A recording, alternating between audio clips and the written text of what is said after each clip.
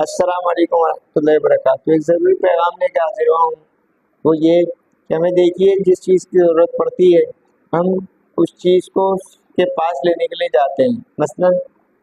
کپڑوں کی ضرورت ہو تو کپڑے کی دکان پر جاتے ہیں، سبزی کی ضرورت ہو تو سبزی والے کے پاس جاتے ہیں،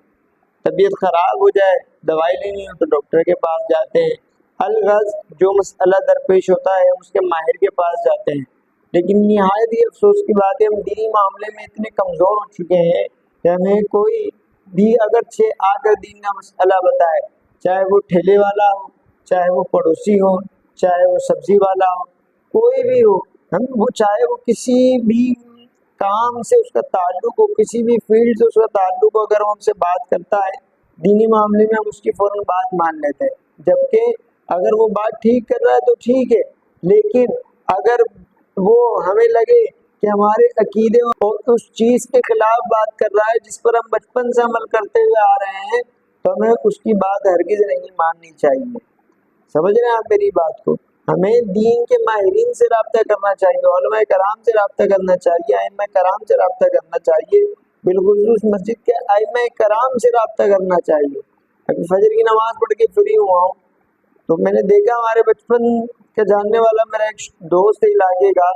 نماز پڑھنے کا انداز اس کا مختلف ہو گیا۔ فرض کے انتظار میں بیٹھے ہوئے تھے سنتیں پڑھ کر تو دیکھا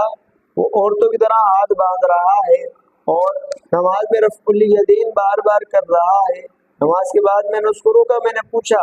تو بتایا اس کے کسی دوست نے اس کو یہ ساری چیزیں بتائی تھی،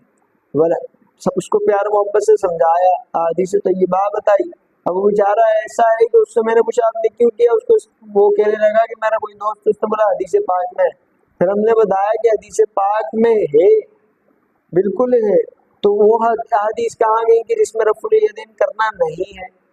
پیارے اسلامی بھائیوں، اس بات سے ہمیں یہ بات سیکھنے کو ملتی ہے کہ ایک تو